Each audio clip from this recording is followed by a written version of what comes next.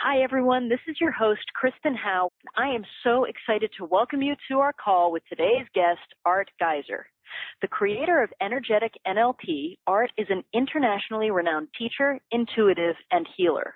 Art has a unique background.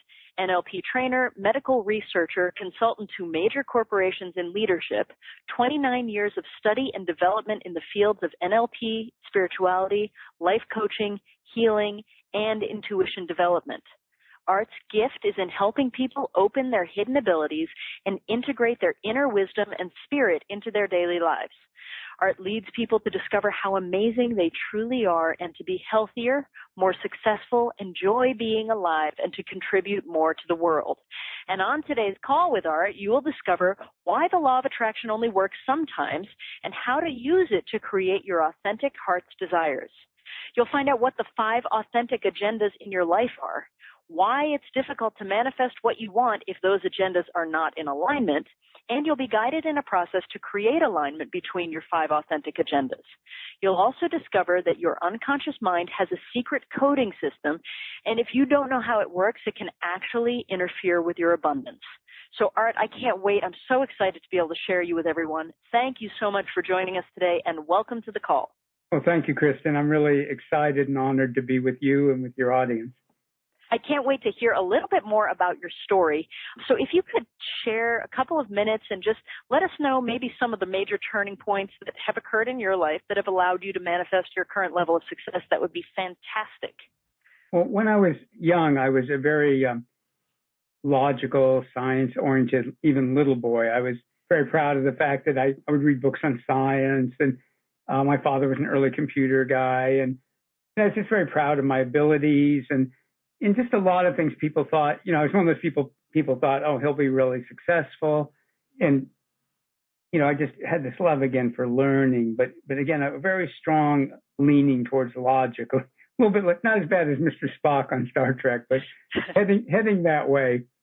And I started changing a bit in when I was in college. And then afterwards, I got out of college and I had majored in biology because I always wanted to be a scientist when I grew up. And I realized that really wasn't the right place for me, but I had this degree and I had no idea what I wanted to do. And I applied for different research jobs and I had minimal requirements and no experience. And I went to this one interview and I was so sure they wouldn't hire me. I was just very relaxed and honest with them. And they hired me. And I was really thrilled. And for a long time, it was a really good job. But I never thought I was going to be there a long time. And I ended up being there 11 years. And for many of those years, I was just stuck. And it was so not like me. I mean, when I was 20, I quit school for a little while, got a one-way ticket to London, had a pack, and had no idea what was going to happen next, how I was going to get home. And I did it deliberately to have this adventure. So I was just a very adventurous in person. And then all of a sudden, I was stuck. There were a lot of good things about my job, and over lunch, I could go hear a Nobel laureate speak about things. I worked with great people, but I didn't belong there. And as time went on, I felt more and more bad about myself. And, and I knew everybody who knew me, my family, my friends, couldn't figure out, how did I get so stuck? And I didn't even have children who depended on me. I was just stuck for no apparent reason. And what began to open that crack was there was a student union and they would have classes at night that different people would come in and teach. And this doesn't sound unusual now, but years ago, I'd never heard of anybody teaching creativity. I didn't even know that was possible. And there was a 4-evening course on creativity. And I thought, well, that's intriguing. And I took the course. And the main thing I got out of it was I thought, here's a man, and his name's Bruce Honig. He's still around teaching creativity and other things. And I thought, here's a man who's doing something utterly fascinating, and he made it up, and he just started doing it. And I just it never occurred to me that was even possible. But the other thing that happened is he told me about a lecture on intuition, and I'd always, along with the science, been interested in dreams and hypnosis and psychology and ESP, but I hadn't done much with it. And I went to this talk on intuition, and there was a break. And I went out in the hallway, and there was a bulletin board, and there was a sign that said neuro-linguistic programming. And as I read the words, it literally felt like a lightning bolt went straight down the middle of my body. I never had experienced anything like that. And the logical part of my mind was going, what was that? And the other part of my mind was going, what do you think it was? It was a sign. I mean, I didn't think in terms of things like signs back then. And, you know, the logical part of my mind had, you know, it was clear something amazing had just happened. So I started studying NLP, neuro-linguistic programming. And 5 minutes into the first course, I deliberately took what was supposed to be a great course from a great teacher. And 5 minutes into it, I could feel like, okay, I'm supposed to be here. And I had no idea where it was leading me, but I knew it was on my path.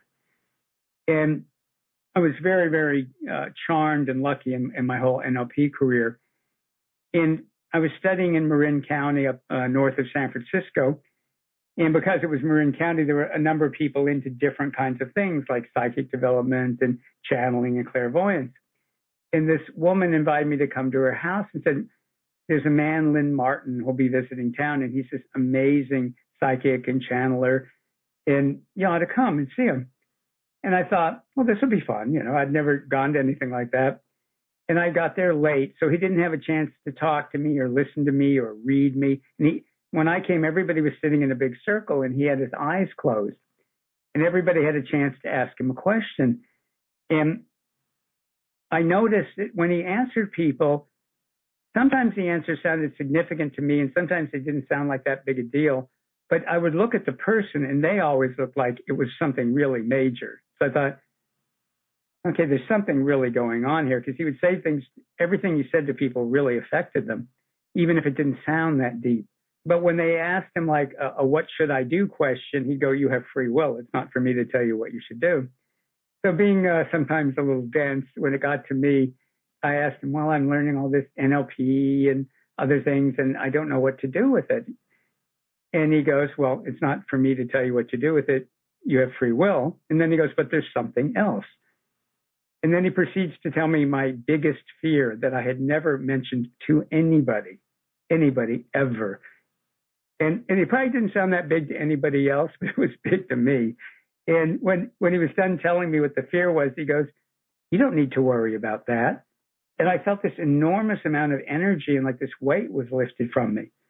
So he was teaching a workshop the next weekend, and I took it, and I never looked back. And I've studied with amazing, amazing teachers from both Western traditions, and had 2 empowerments from the Dalai Lama of Tibet, and studied with a Philippine psychic healer. I mean, just Hawaiian Huna, and there's a very well-known healer. Some of the listeners might know John of God in Brazil, and he doesn't teach per se, but for about 10 years, he's been energetically working me to keep improving my healing and intuitive abilities and for my spiritual growth. So I've been blessed to have amazing teachers. And then I started taking the different spiritual and energetic healing and transformative energy things I was learning and things that I developed. And I started putting that together with NLP, which is more logic-based and more technical. And I found that when I put them together, it was much more powerful than any of them apart. And NLP by itself was amazing. Energy work and healing work by itself was amazing. But I found when you put them together, it was like 1 + 1 = 10. Wow. That's so cool. And by the way, Art, something that you said to me right before we started that I'd love to share with everybody is Art said that he will be, I don't want to put words in your mouth, but you said you will be energetically working with all of us throughout the call. Is that correct? Is that the right way to say it? That's the right way to say it. And I'm also glad you brought it up, because if anybody's listening to me in a moving vehicle, either turn it off or pull over, or listen to the recording later, because we're going to start working with very powerful energies. And some people don't feel them, and it works whether you feel it or not. And for a lot of people, it puts them in an altered state, which is really wonderful and enjoyable, but not when you're driving. Yeah, please no. So thank you for bringing that up. But I've already started a little bit, but we're going to be working with very powerful energies. And let me assure people of a couple of things. One is, I'm not going to choose what those energies do for them. There's a term that I invented. I call it your miraculous self. And it's when your inner wisdom and your spirit work together. And what I'm going to be encouraging people starting now is to have the intention that their miraculous self is in charge of what the energies do for them. So the energies will clear blocks and limitations and heal old traumas and emotions in them. But they don't need to consciously figure it out. And it's not going to be whatever I think they need. Your own inner wisdom and spirit, again, what I call the miraculous self, knows exactly what's best for you. So I really encourage everybody just for once, relax, turn over conscious control. If sometimes people, when they go into a bit of an altered state, can't remember everything I've said, but this is recorded. So you can always listen to it later. But so again, it's that intention. In an all manifestation, two things that are very important. One is to have our intention. And I'd like to assure people, because you don't have to have a specific intention, like I want to make X amount of money or have exactly this house. Your intention could be, I want a home that I love. That works. You can have the intention of, I want a job or career or business that gives me financial stability and freedom, and where I work with great people and I really contribute, whatever your criteria are, but it doesn't have to be specific beyond that. But intention Perfect. is critical. The other part that most people aren't aware of is permission. And it used to surprise me first that sometimes people would desperately yearn and want something, but when I would start working with them energetically, all this resistance would come up. And the resistance is coming out of their entire energy field. And we're like sponges. We're soaking up energies all the time ever since we were in our parents' womb, our mother's womb, I guess I should say. And we're absorbing programming and emotions and beliefs from people. In fact, in energy work, we often say that any emotion that somebody has never been able to handle well, probably it's because most of the energy of that emotion isn't yours. You absorbed it from other people. And the reason you can't handle it well is it's not yours. There'll be an element of it that's yours. So one of the things we'll be doing in this call, and one of the things that I teach people how to do very thoroughly, is to clear other people's energy and programming out of their space. Now, for the purpose of what we're doing today, a great way to get to full permission, because again, there's programming from your parents, from your ancestors, just from society, from cultures, from groups in our space.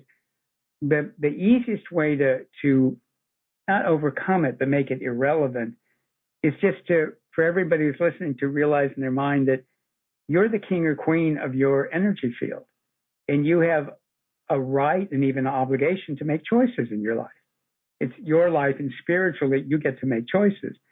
And everybody can choose right now to give 100% permission for their miraculous self to be in charge, and 100% permission that as a result of what this interview we're doing today and the processes they'll learn and the concepts they'll learn, that as a result of it, they're giving 100% permission to have a wonderful enhancement in their manifestation.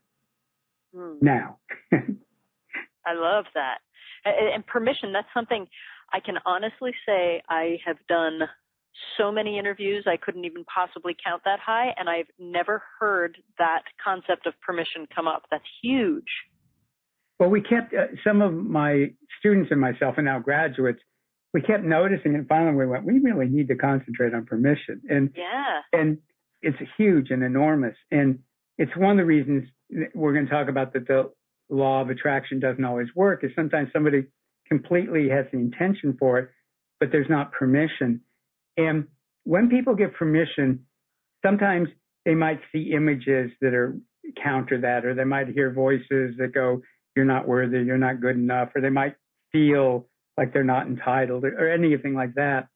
And what I advise people do, and anybody who's been in a family or had parents or kids or been in a relationship has the ability to listen to people talk and go, and have no intention of doing what they say, but you're just letting them know, I heard you, and you don't fight them, but you're not giving them power either.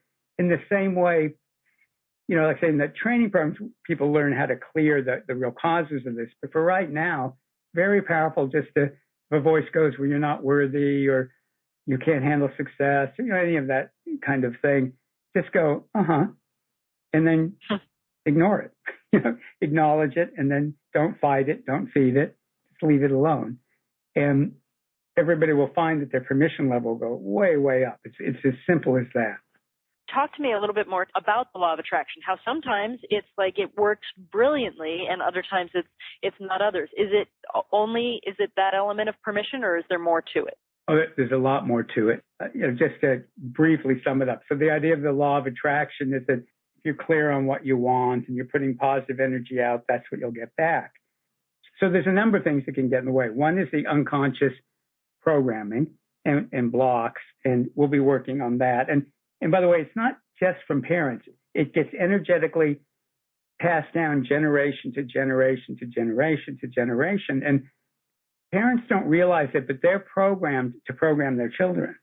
That's not a bad thing, because all of us had to be programmed how to survive in whatever tribe, family, village, city, society we grew up in.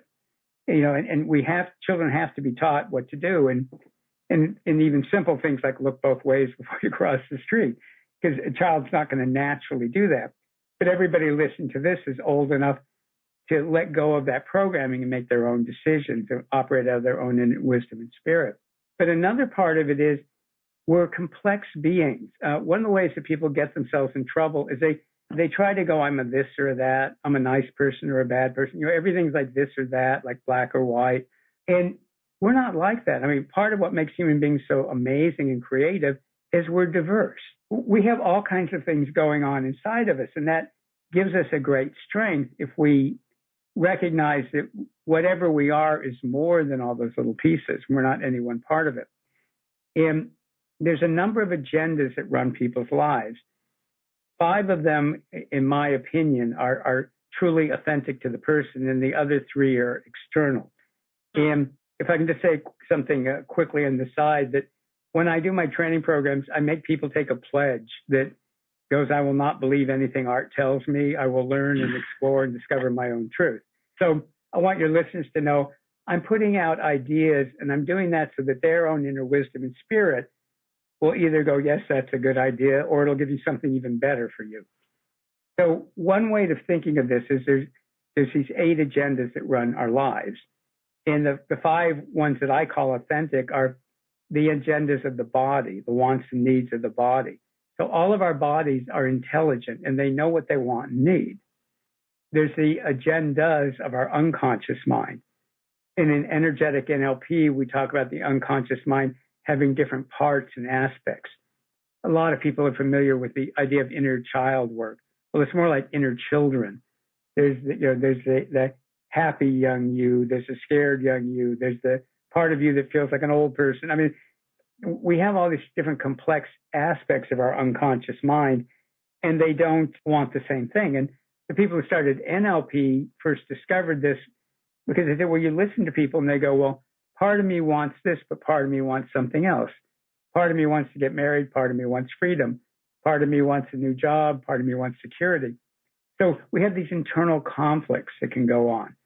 And in Energetic NLP, we do a lot of work to soothe out those conflicts and turn them into alignment. And I can't explain too much about that now, but let's just say that your body has agendas, your unconscious mind has multiple agendas, and the process that we're going to do is going to work with all that. Then your conscious mind has agendas, and that's what you would tell people or yourself that you really want and what you really don't want. Then the next 2 areas, a lot of people haven't thought of this distinction before. The next 2 of the authentic ones are your soul and your spirit. In many religious traditions and many spiritual traditions, differentiate between a person's soul and their spirit. Now, one of the problems with a lot of spiritual and energetic work, people use the same words to mean opposite things. So if the way I'm describing it to people seems backwards to them, they can flip it. So your soul and spirit are the non-physical you, the bigger being that you are. And what I mean when I call your soul is the lower energy frequencies of your non-physical self. So they're literally closer to your body. They're the lower energy frequencies. And lower and higher doesn't mean worse and better. In this case, it's just different. So your physical body's at a much lower energy than your mental self, but it doesn't make it worse. It's just different. So the soul is at this lower vibration than the spirit. And in my experience, people's soul are just kind of a click above where their personality is. So the soul has wants and needs, and it even has something sort of like an unconscious aspect to itself. In that, I used to wonder why I'd hear people say, you hear some people who do work, they do soul repair and soul retrieval. And I would think, well, souls don't need to be repaired. They're perfect. But I was thinking of the person's spirit. There is a lower level of non-physical self, the soul, which is much more directly involved with this lifetime and is operating at a slightly higher level than our human personality, but not that much higher. Then the spirit is when you go higher up into your non-physical self, and the spirit is operating from a whole different perspective. And what happens is that sometimes the spirit has almost too high of a perspective. So everybody's spirit cares about them. But often when I'm working with somebody's spirit, it's like a lot of things are okay. It's okay if they're abundant. It's okay if they're poor, because the spirit will go, well, you're going to learn and grow either way. And the spirit is kind of like when we think of the perfect mother who goes, whatever you want, dear, kind of thing. Mm-hmm. So it's very important and it can guide us, but sometimes it's too far away from normal everyday human life where the soul is right there. So we have the agendas of the body, the unconscious mind, the conscious mind, the soul, and then the agendas of the spirit. Now, each of those agendas are manifesting by the law of attraction. So if your soul wants something different than your spirit, which wants something different than your conscious mind, which wants something different than your unconscious mind or body, then it's hard to manifest or sustain things because we're giving life, the universe, spirit, or, however the listener thinks of it, we're giving like opposite instructions. Mm. It's like if you were at a restaurant and you ordered 10 different entrees, and they're not sure which one to actually give you. And they start to give you one and you go, no, I want a different one. And so you never actually get to eat. Does that make sense? Absolutely. So you say that obviously having these authentic agendas aligned is really the key to us being able to manifest, correct? Exactly. There's a couple of other things, but it's the most important part. And it's why most people go, gee, how come I can manifest something so easily? And then other things I can't. And there can be several reasons for that, but often what it is because when things just manifest really easily, you're totally aligned with it. Right. And so it's like, boom, it can be there. Where if you're giving out these opposing messages to energy and to spirit, then things get chaotic. And often they try to manifest, but they can't. It makes complete sense. And I know that you have an energetic NLP process to align them. Is that something you could take us through now? I would love to. And let me remind people, for this part, absolutely for sure, no driving. or if you're listening into the car, even if the driver's not listening, I would still turn it off because often they start feeling the energy. Let me just say real briefly, because I didn't mention this before.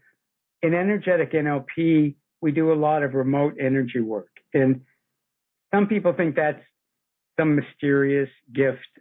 It's not. Every single person on the planet can do this kind of things. They just haven't learned how or they have programming blocking us. Everybody can do this. It's not some mysterious gift that I have. I've just learned how to do it. To make it in the simplest form, in physics, they talk about energies that are non-local. And what that means is they're not in one place, they're every place. And in physics, they recognize this as a real thing.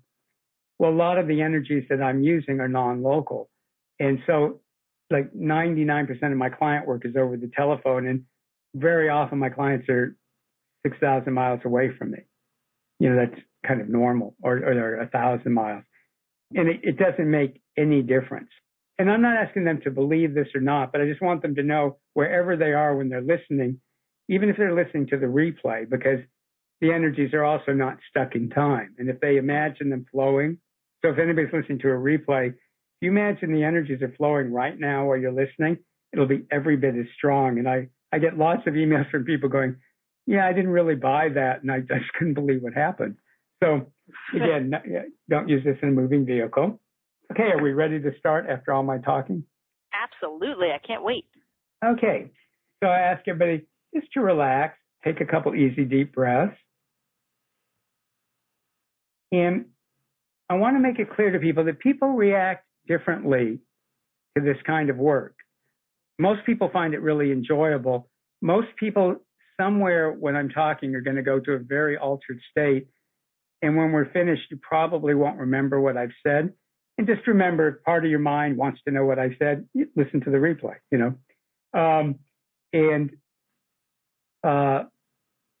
when the energies are flowing, sometimes people feel sleepy. Sometimes they feel alert. Sometimes they feel tingles. People may temporarily feel a pain or even headache or even a lot nausea, but it will be temporary. And that's just because energies are releasing that are hitting you that way, but it's a good thing. A very few people will pay absolute attention to everything I'm saying, and that's fine too. I had a woman recently go, but you didn't give clear instructions on what we're supposed to do. And I said, well, set your intention, give permission, and then just relax. And there isn't anything else you have to do consciously. Just give it over to your miraculous self. And most of us aren't used to that. So the hard part for a lot of people will be letting this be easy. So I'd like everybody to set their intentions about their own manifestation in their lives. And it can be as simple as a result of this process, their manifestation is going to get incredibly better. It can be as simple as that.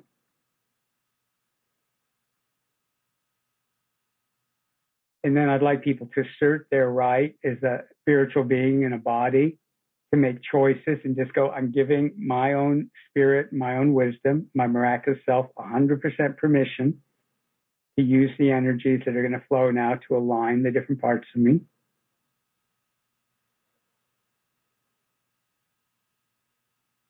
Excellent.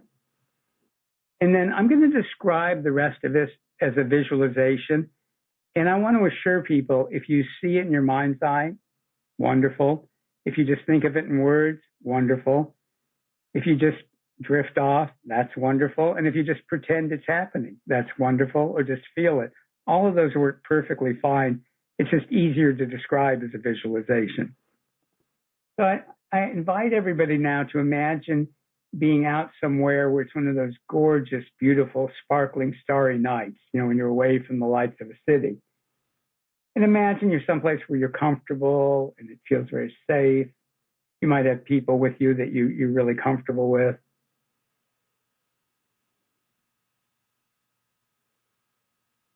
I always think of just sort of a pleasantly warm night, but that's what I like. And as you look up at the twinkling stars, imagine that one of the stars comes down and it stays tiny. And in front of you now is this little tiny twinkling star. And let that star represent your body, the agenda of your body, its wants and its needs. Let another star come down and let it represent your unconscious mind.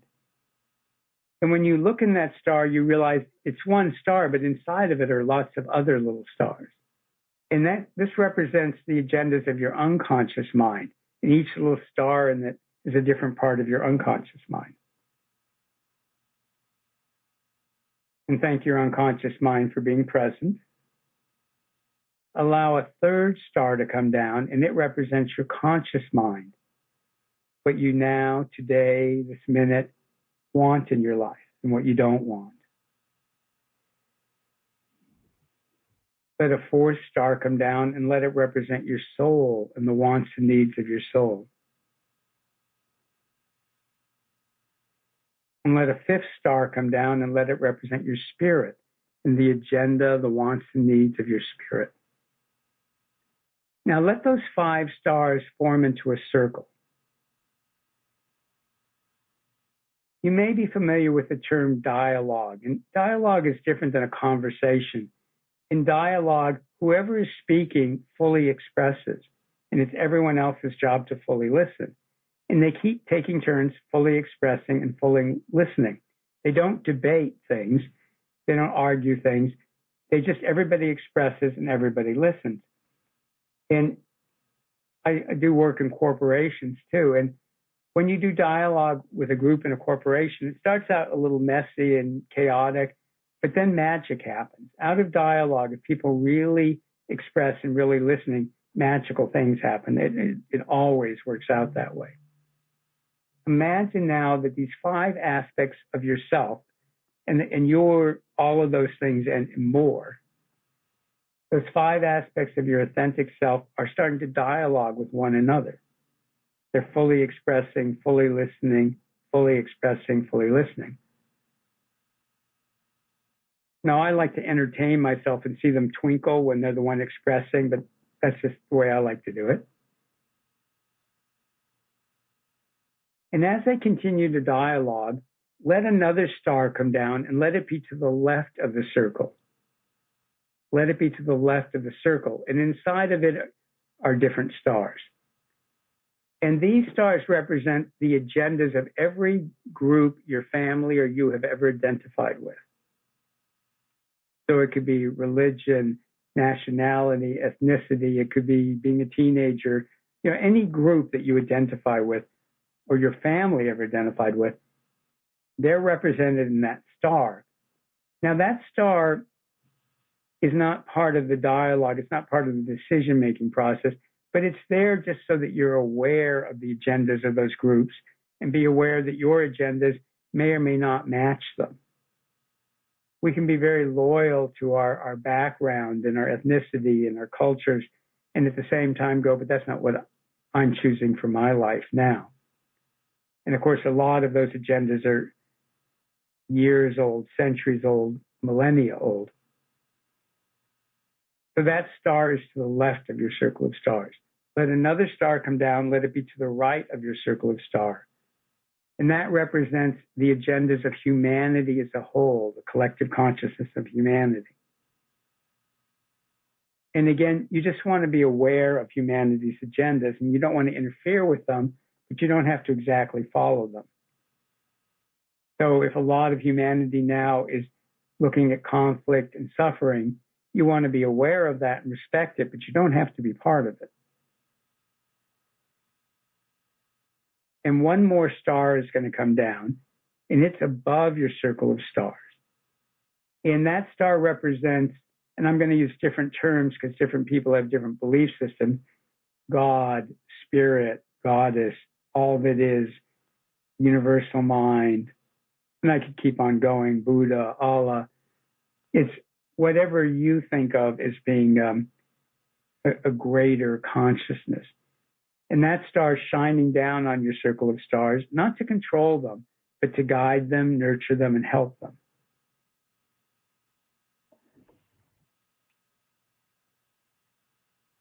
And from the heart of the earth, supportive Mother Nature, Mother Earth energies are coming into your circle of stars to support them in creating an aligned agenda. And also everything we manifest in this reality, in our earth reality, has to involve earth energy. So the earth is sending you energies to use for manifestation. And as this process continues, in the center of the circle of stars is a point of light is forming.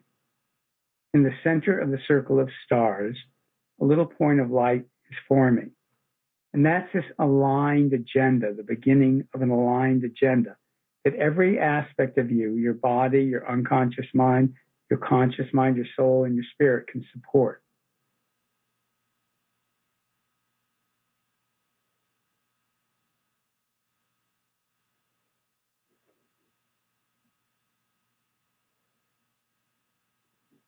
And every part of you now is getting a healing and clearing and enhancing. As they dialogue, they're healing. As they dialogue, they're clearing.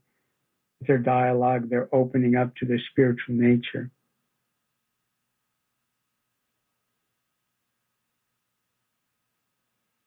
And as they dialogue, that point of light in the center of the circle is starting to grow into a ball of light.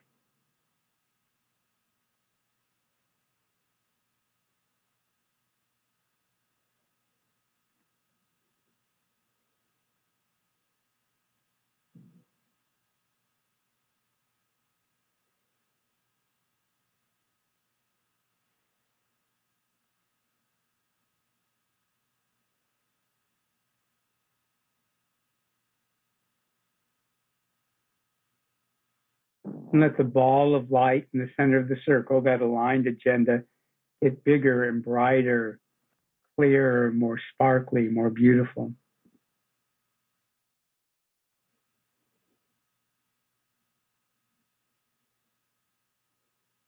Oh, nice.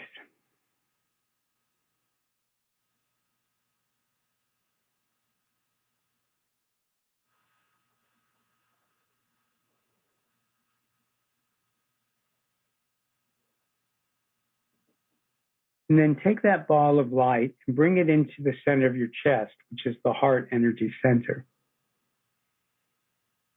And then that energy goes through your heart into your bloodstream, and your blood supplies every single cell in your body.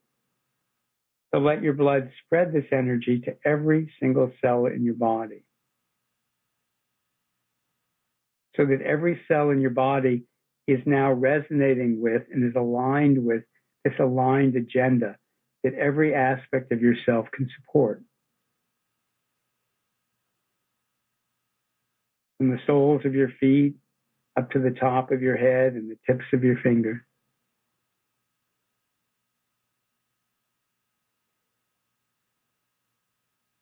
Most people know that DNA has two physical strands, the double helix. Well, there's also energetic strands of DNA.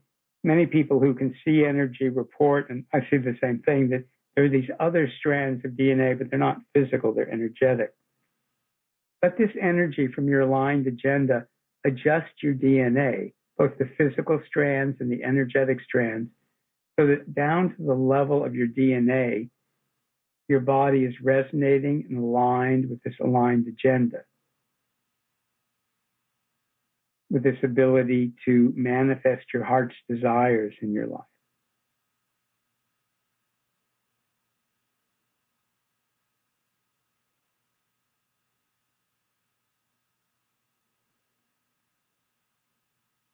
That's great. Take easy, deep breaths.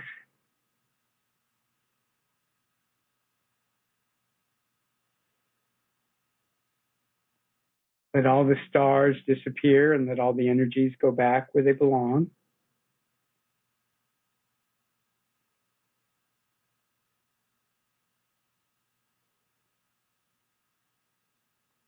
And I'd like to add something to this. The earth, life, spirit, everything around us loves to manifest. The earth is constantly manifesting. The earth is not just static or done. It's constantly growing and changing. Every creature on this planet grows and changes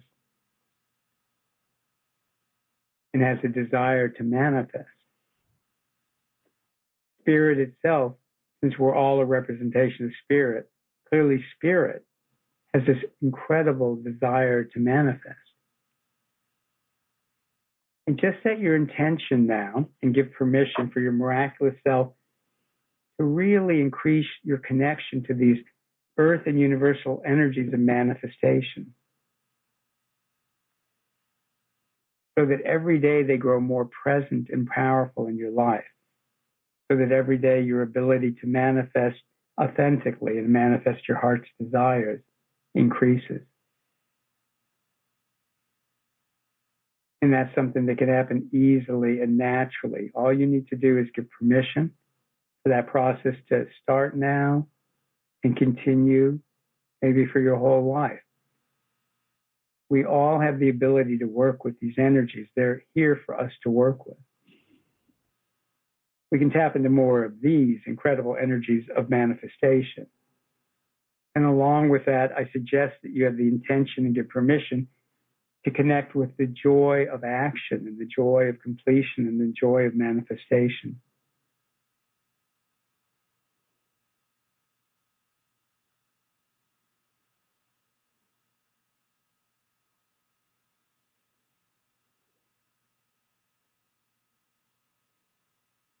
And then imagine a gold ball of energy above your head and let it retrieve your energy from wherever you've scattered it, because we all leave our energy all over the place. Everything from where we work, we leave it in other people's space, we leave it in the past, we put it in the present and future. So just let your gold ball pull back your energy Let it clean up your energy, charge it up, make it sparkling, and let it send your energy down through your body, filling up your body and energy field with your energy and with gold universal energy, which is a very wonderful, neutral, spiritual energy. And your energy field is in your body and around your body, so it's filling up in front of you and in you, behind you, above you, left, right, and below you.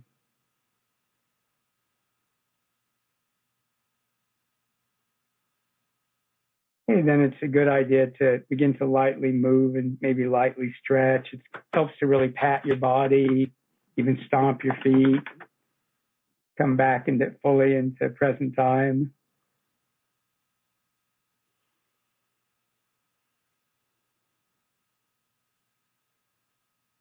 Great. Well, how are you doing, Kristen? I am buzzing from head to toe. Great. Yeah, and I felt like this, I don't even know if I can find the words to describe it, but sort of this vastness open up inside me and around me, if that makes any sense. Oh, it makes incredible sense. That was amazing. And I can see why that's so powerful to get everything in alignment because, yeah, I mean, that's when I feel right now, I feel like, oh, okay. So everything that I have ever wanted to show up in my life or is here. Like that can just happen. Yay. That's great. Yeah, that's a great thing. That's an amazing thing. So thank you so much for taking us through that. That was really, really extraordinary. I know you talk about the secret coding system of the mind. Mm-hmm. What is that? How does that factor into our ability to manifest abundance as well? I'm glad you asked. I'm really excited about this. It's something that comes out of NLP, but I know a lot of other NLP trainers, and whenever I've taught this to people, even who are very experienced in NLP, they go, I never thought of applying it this way. There's a secret coding system to the mind. And I'll just mention right now, there's a really good book on this by Richard Bandler, and it's a very simple book. And the insight that people in NLP had, I mean, simple and amazing book. You know, they started asking themselves, well, when you think of something, how do you know how to categorize it? So you think of something, how do you know it's from the past, the present, or the future? If you think of a belief, you know, often we immediately know I believe it or I don't believe it. How do we know that immediately? How do we immediately know that it was past or future or present? How do we immediately know we like it or dislike it? And what they began to discover was there's a coding system that's invisible and secret to most of us, which our mind uses to code our thoughts. And code in this case means like to label them, like I believe this, I don't believe that. This is the past, this is the future. This is happening, this is just a fantasy. There's all these different coding systems. And they discovered that there were really easy ways to start figuring out what they were. And the first time I ever heard about this, I was going to an NLP study group, and it was fairly new in NLP at the time. I mean, this is probably back in 83 or 84 probably. And I've actually I think it was an advertisement for the book. I hadn't even read it yet. But I'd studied some modalities, but not this way. And I told my friends, I go, I think they're saying something really amazing in this book. I think they're saying that you can recode beliefs and instantly change them. You can take a limiting belief and recode it to a doubt. You can take something that you want to believe, but unconsciously you don't. You can recode it to a belief. And we just really didn't even know what we were doing yet. And that evening, each and every one of us got a belief change that was really huge in our life. I mean, one that stands out in my mind, one of the women was pregnant, and her mother really hurt her neck when my friend was born. And somehow she'd always believed that when she had a child, it was going to cause her like permanent damage of some kind. And 15 minutes later, she didn't believe it anymore, and it never came back. And there were things about manifestation, abundance, and worth, all kinds of things. And it turns out this coding system is pretty simple. And one of the things that, and where I applied this to the law of attraction, was I realized people be going, well, I keep visualizing what I want. or I'm doing these affirmations, but they're not working. And sometimes it would be because the agendas weren't aligned, but other times it was because of the way they were coding it.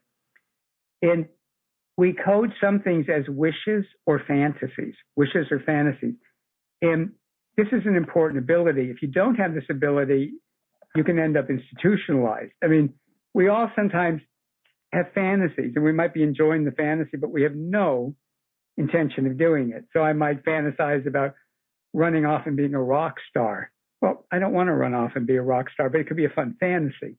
Or it could be a fantasy of doing something that I don't really even think is appropriate, but it could be fun to think about it. And because it's coded as a fantasy, your consciousness and unconscious mind know, oh, I'm not supposed to do anything with this. And that's the key thing. You're telling yourself, I'm not supposed to do anything. This is just a fantasy. And a wish is similar. It's like, it's not really supposed to happen. I'm just wishing. If people recode their wishes and fantasies into either like this is happening or it will happen, something like that, the mind starts working on it, and then the law of attraction kicks in. But as long as you're telling your mind, don't do this, even while you think you're telling it to do it, your mind goes, okay, this is a fantasy. I'm going to leave it alone. Is that making sense so far?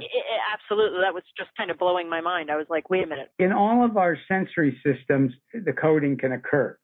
It can be visual coding, auditory coding, which can be sounds or words or voices that you're hearing. And for the people who don't hear voices in their head, it's not about being crazy. A lot of us think in words. We hear them. Other people think in pictures. Everybody does all of these things, not necessarily consciously. Other people think a lot in feelings and body sensations. And all of these contain coding. And the visual system is one of the easiest to use. And I'm going to explain the visual and the auditory. So I'd like people listening, and I invite you, Kristen, to think of something that's a fun fantasy, but you have no intention of manifesting it. And you don't need to tell me what it is, but just pick something and start thinking about it. And it's just fun, Okay. And then and I'm not going to ask you content, but are there mental images that you're getting while you think about it? Yep, absolutely. Now, something that most of us have never noticed is that these mental images often will appear to be somewhere in our visual field. They might be right in front of us. They might be up to the left. They might be up to the right. They might be down. They might be behind us. So this fantasy picture, and again, I invite everybody to do what I'm taking Kristen through. Where does a picture appear to be in your visual field? It was upright. Okay, it's upright. Very good. And I have to say this aside because Kristen is an actress.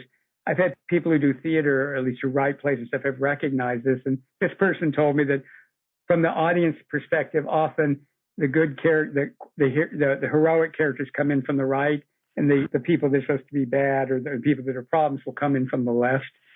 Funny. And it's because most people have things coded that way.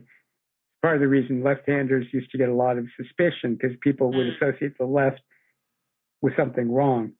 But your fantasy picture is up to the right. Is it clear or fuzzy, detailed, or not? It's clear. Mm-hmm. It feels distant, but it's definitely detailed. Okay, it's clear, it's distant, it's detailed, and it's up to the right. Uh-huh. Now, the rest of you listening, your characteristics might be different.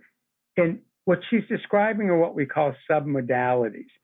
So to us, modalities are like, there's a seeing modality, there's a hearing modality, a feeling modality. Submodalities are the components. So it's like when you go in an art museum, you notice how big a picture is, how colorful it is, where is it? Is it detailed or not? Is it realistic? Does it have a frame around it? Well, it's the same with our mental images. All those little pieces will have coding. And location for most people is one of the most powerful factors, the location of the image. So I'd like you just to dissolve that image. Okay. And then I'd like you to think of something that you think of that you know you're going to manifest. Absolutely. Okay. And describe this picture. Where is it in your visual field? What's it like? It's dead center. Dead center, okay. And it's actually, it's less visual. It's less like I'm looking at it, and more like it's, I don't know, it feels more like a knowing than something I'm seeing. Does that make any sense? Yeah. It's dead center. Do you feel like you're looking out of your real eyes as opposed to looking at something? Yes. In fact, when I thought of that, my eyes literally dropped, like I was looking right in front of me. Okay. So it's dead center. Now, I'd like you to notice, and you may not talk to yourself, but if you were going to talk to yourself, just notice what comes up in your head and what the voice is like and where the voice is coming from. Yeah, it's a very certain voice. That literally, it's just sort of in the fullness. It's like in the center of my head, the top part of my head, and it's literally just saying, "Yep." Great. The way you said that, I like, "Yep," is probably very powerful for you. Yeah, yeah. And when it comes, so with the voice, it's the characteristics we might think. It's tone, it's tempo, it's whose voice, but again, also the location. In this case, up in the center of your head. So what you can do is repackage them. So it's a lot like even if I was standing at a distance, if I held up a soda bottle and a wine bottle, you might not be able to read the labels, but you'd go, okay, that's a soda bottle, that's a wine bottle, because the shape is a submodality. It's a coding system. Oh, I see. Well, with the mind, it's like if I could pour soda into the wine bottle, it would become wine. So if you repackage your thoughts, in fact, and to give people a clue how powerful this was, I had heard you could use this with grief and acceptance. And a woman came to see me back in the 80s. Her son had tragically died in a fishing accident when he was 17, and it was like 10 years ago. And she goes, I still cry every time I think about him. I'd like to feel good when I think about him. It's been 10 years. And we repackaged her grief into acceptance, and that was it. After that, she could think of him and feel good. I'm not saying she never felt sad, because that wouldn't be normal, but her predominant experience was to recapture the joy of when he was alive. I mean, I was doing it like a cookbook. I'd never done it before, but I knew the process. And I mean, that's how powerful this is. You don't even have to be good at it. So, well, and I love how you said it with the simplicity of you have a soda bottle and a wine bottle, and if you take the wine and pour it in the soda bottle, now it's like that's such a simple way of seeing it. It's so clear. Thank you. So that pleases me, because one of my missions is to make complicated things clear whenever possible. Well, you do a great really job of it. Important to me. So now what I'm going to invite you to do, and people listening, is think of something that you want to manifest, but you haven't been manifesting. Okay. Okay. Now, when you think about this, where is the image? Describe the image this time. It was upright. Yeah, and I want everybody who's listening to get that. It's packaged as a fantasy. Yep. And it's up to the right, it's further away, and whatever other differences. Yeah. So now what I'm going to ask you to do is to take that image and imagine you can push it way out in the distance till it's a dot. Okay. And then I'll go 1, 2, 3. And when I say 3, I want you to zoom the picture back. Only this time it will be where the definite picture was. It'll be right dead center. Okay. And I want you to imagine a voice going, "Yep," or if I'm remembering it right, coming from the center of your head. Okay. Okay. So everybody, I'll give everybody a minute to find an image of something they want to manifest.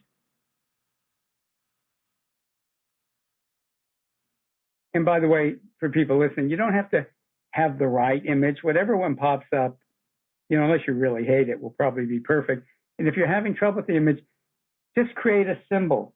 I usually just use a little glowing ball of energy, and it means whatever I want it to mean. Symbols mean whatever we choose to have them mean. So take that image, everybody, and push it way off in the distance. And when I count to 3, zoom it back to the place wherever the listener's definite picture was. And if you haven't determined that yet as a listener, you could do that after the call. So push this one way out in the distance, 1, 2, 3, bring it right back to the definite place. And hear whatever voice is in your head, like, in Kristen's case, is, yep.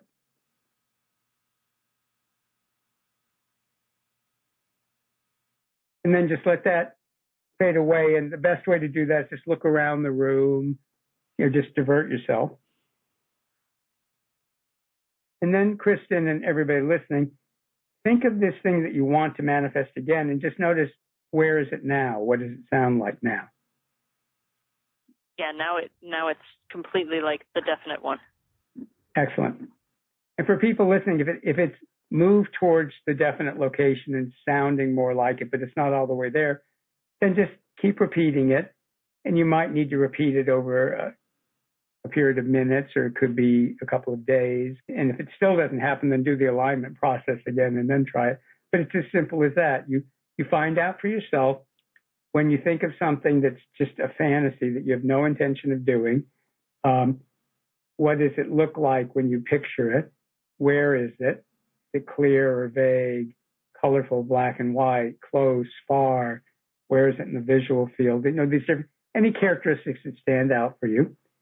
And also, if you were going to talk to yourself about it, what would it sound like? Where would the voice be? And like with Kristen's case, the definite voice sounded very definite. And very often the definite voice will either be ours or a neutral voice that we like. So when I do my rock star thing, it's kind of like, oh, it'd be fun to be a rock star. I'm exaggerating, but it's kind of this light, bouncy voice. But if I think it's something I'm definitely going to do, it's a more masculine. No, it's a more solid, deeper voice. So you discover the differences. And if people want, they can also notice other different body sensations. So often the one you're definite about, you'll feel it more in the midline of the body. And people can write these down. Once they're finding out about their own coding system, then think of something they want to manifest but haven't, and then see which coding system it fits. If it's more like the fantasy or not fully like the definite one, just push it out in the distance. On 3, bring it back to the definite spot and change the voice and the feelings to fit it. And you may only need to do that once. You might need to do it a couple times. If they do it a couple of times, just take a break in between each time, because we're trying to teach your mind to package it a certain way, not go in a loop. So just do it, look around the room, do it. And then the test is when you think about it, does it just automatically come up that way? One other thing I'd like to share is one of my teachers back in the 80s taught us something I thought was wonderful, because when you want to manifest something, ask for what you want and then go, or better, or better. And that gives your miraculous self, your spirit, and your wisdom permission to give you something that you don't know to want yet. And I think everybody's had the experience sometimes of they didn't get what they thought they wanted, and then that sends them down a path where they get something that's so much better that they weren't looking for. Yeah, I love that. That's perfect. That's absolutely perfect. I just love this art. It's so powerful, and everything that you've taken us through, all of the experiences, and that's really what I want to call them, is experiences. I can see how powerful they are in terms of being able to, manifest the life that we want to manifest. So that's amazing, and thank you for doing that. Can you share with us 1 or 2 success stories of people that have worked with what you're teaching, just to give us an idea of what's possible? I had 3 people in my classes who were definitely, according to them, losing their houses. It was like definite, no way to save them. All 3 of them saved their houses. Wow. And all 3 of them said it wasn't possible. And we changed, we did a lot of work around that and changed it. Lots of people talk about either they get new jobs or better clients, or they get amazing invitations. It might be to conferences or all kinds of different things. And their business does a lot better. Or sometimes people get new jobs, and sometimes their current job becomes a lot better. They might like their job, but there's things about it, maybe people they don't get along with, and very often that really radically shifts. One that was very funny to me is this one woman. She was a single mother, and she said, "Oh, Art, you're so lucky you can travel." And I go, "Well, why don't you travel?" And she goes, "Well, I just can't afford to." And I did some work with her on changing her beliefs around travel. And 2 weeks later, she sends me an email and she goes, my brother, who lives in England, out of the blue, wrote me and said he's sending a ticket for my daughter and I to come to England. Wow. How great is that? I have a colleague named John Friedlander. We work together a lot. And one of his students was, again, a single mother, not much money. And she was in the supermarket with her little daughter, and the daughter wanted some candy or something. And the mother goes, well, if you can manifest the money, you can have it. And the daughter goes like this, Mommy, and points on the floor, and there's a $5 bill. The mother's going, yes, exactly. So great. I love the sort of repackaging and all of that stuff that you took us through. And obviously, I know that there is so much more to that. I asked you to put together a special offer for everyone who's listening, and you very generously did. So go ahead, click on the special offer button that's on this webpage, and we will take you right there so that Art can talk us through what's there. And Art, go for it. Let us know what we'll find there. Great. The first part of it is 6 months, which is 6 monthly sessions of my Energy of Abundance teleworkshops. And the idea behind it is we're not trying to get it all done in one session. I really want to support people by having it. We do this 1 month and this another month. And 6 months might sound like a long time, but it doesn't take 6 months for the improvements to start happening. But that way, people really have sustained support. I'm not a big fan of one-offs where, it's a great thing, and it doesn't compare to when you have support. So that's one aspect, these 6 months, 6 sessions of the Energy of Abundance calls. And they're only about 45 minutes, so they're very doable, and they're recorded, and people can replay them all they want. They also get some MP3 downloads, and the first one is a 3-part series called Emotional Freedom. I'm very, very proud of this. One of my mentors in NLP was a developer of NLP called Leslie Cameron Bandler, who's just this phenomenal woman. And she developed this amazing system for emotional freedom and never needing to be afraid of your emotions again. And it's amazing material. And at the Festival of Enlightenment in Colorado, I did a workshop incorporating Leslie's work and then adding the energetic component, which made it much, much, much more powerful and effective, the two things together. So people get that as an MP3 audio, and people have told me that makes a huge difference in their whole relationship to their own emotions and their relationship to other people's emotions. And there's another MP3 of a day-long workshop that was called Living a Charmed Life. And this is one of my favorite workshops where we open people up to the energies of having a charmed life. And everybody has either known people or even in our own lives, everybody's had some experiences where their life was just charmed, where things just, I'm not saying there wasn't any effort involved, but the doors open, things just happen. If you need help, it arrives. And an Energetic NLP, it's one of the biggest things I want for people is to open up to the miracle of life and the magicalness of life, that there's guidance available to us always, that there's support always, that help will manifest.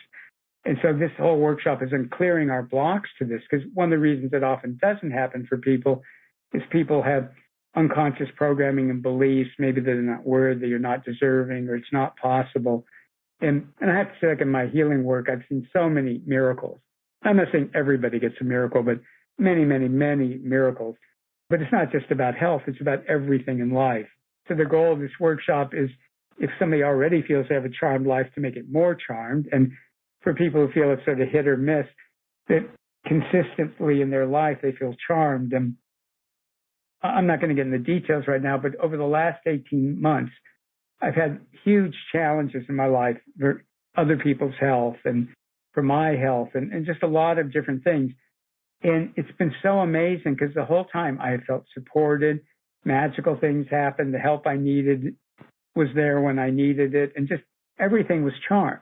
And I want to be clear, having a charmed life doesn't mean you never get challenges or difficult things in life, because life can be that way. It's just, life is what it is.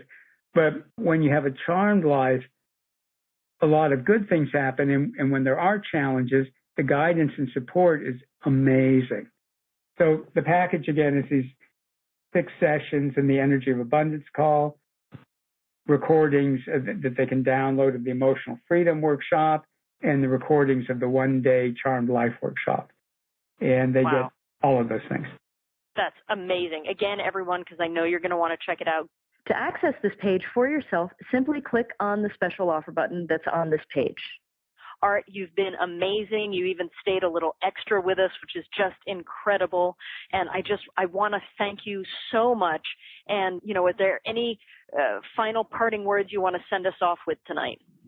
Well, just that when I say this, I want people to know I'm not just saying pretty thoughts.